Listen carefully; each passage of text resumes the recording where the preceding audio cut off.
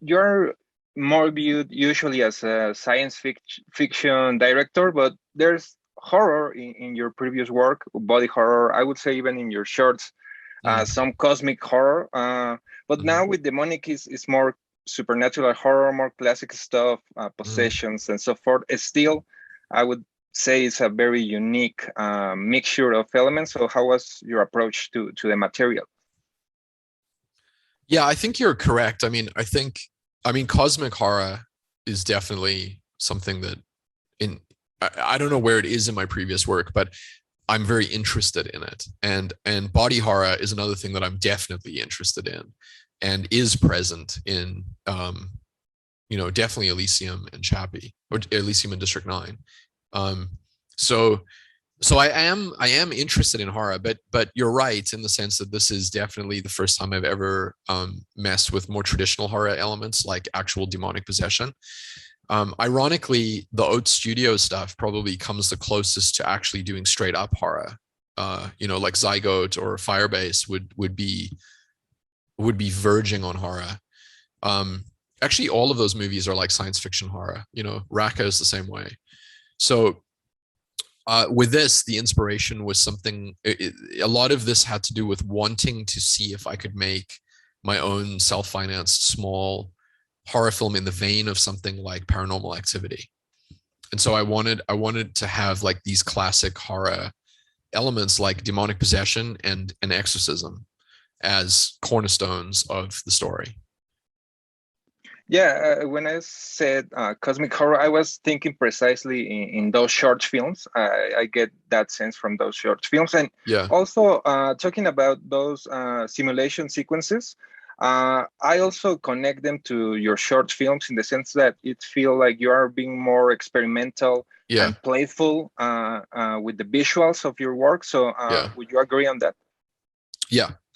Yeah. I think it would have been difficult to have there would have been too many concerns, I think, at a higher budget level with a bigger studio if I was to put that kind of volumetric capture imagery into a big film. It's just too crazy, I think. And the level of glitchiness and errors and like the actual real problems that you get from it. Um, so you can experiment more at this budget level. And I think it's cool. I mean, I think it's awesome that it ended up happening the way that it ended up happening, because I've always wanted to use volumetric capture and I didn't really have an outlet. I thought the outlet would be Oats Studios, and I started speaking to volumetric capture companies about how would I go about doing this, and like what does it take, and what are the elements involved, because I thought at some point it would be an Oats thing. So to narratively figure out how to put it into a feature structure where I was hoping the audience would accept the glitchy nature of it because it's embedded into the story. Um, it is experimental, and this is the right venue to do that, I think. And by now, you also have kind of like a collection of creatures, of great aliens, monsters, and now you are adding kind of like a beard-like demon. So Uh, I wanted to ask you about the conception in general of this creature and influences and so forth. well, I mean, the you know, it's weird. I think that what I was inspired by is because of the pandemic. I was looking at images of the plague masks from the Middle Ages and that long bill that they have. And I think that somehow that got turned into a beak in my head at some point, and the beak turned into the raven crow kind of imagery, and feathers and like black fur. And um so I just kind of wrote the thing that was, I don't actually know where that came from. I just wrote it. And then I gave the write up of it to this concept artist that I work with, who I love. Her name is Eve Ventru.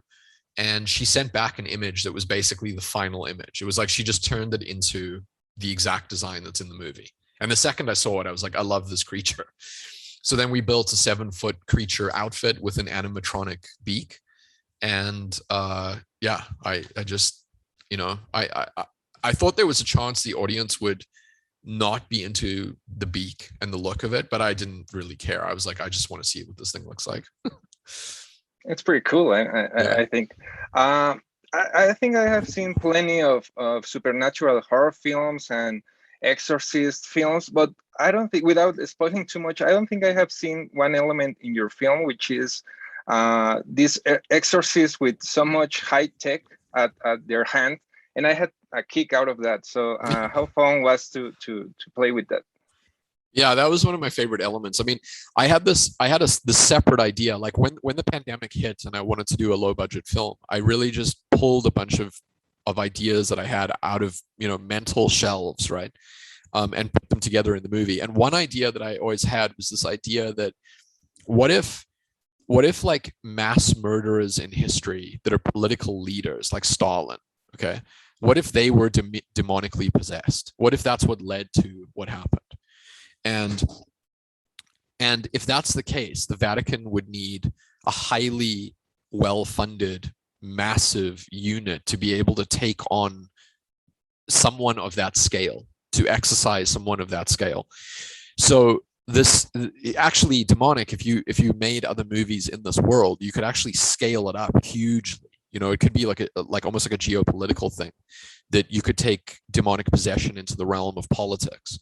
And so that idea was just floating around in my head. So for this movie, which is more intimate and smaller, it fit with the idea of buying up tech companies that are experimenting with VR for people that are in comas or in medical situations where their mind is active but their body isn't. And I really just was playing with that idea. I was just winging, throwing around that idea. Also, I mean, emotion and family bonds are present in your work from District 9, the protagonist and his wife, and the alien, even with his little son. And Demonic is really about a mother and a daughter, and that relationship, difficult relationship, and coming to terms with facing it. What was the main motivation behind that? I don't know. I needed an emotional engine to drive the story, and I thought that a mother-daughter relationship would be interesting. And I love the idea that the demon had essentially taken over the mother and done things with the mother in a way that Carly was misunderstanding, and that felt like an interesting thing to play on. So, but I mean, you're always trying to get an emotional response from the audience. So I hoped that at the end, the third act resolution with her and her mom would be emotional, which is in the middle of something that was meant to feel like a horror film. So yeah, I was trying to keep my eye on just where the emotions were for the characters at wherever we were in the film.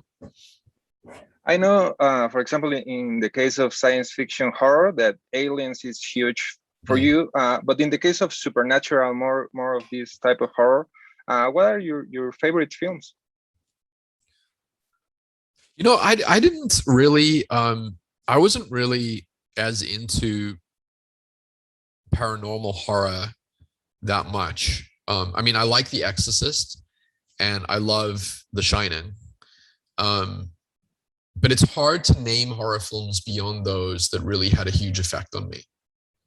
To me, Alien is horror as much as it's science fiction.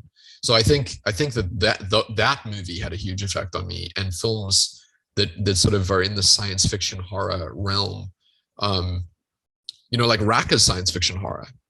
And it's like, I think that zone, I love being in that zone. So when this idea of Paranormal Activity, I suppose the answer to your question really is the Blair Witch Project and Paranormal Activity, but those were the most inspirational for this movie.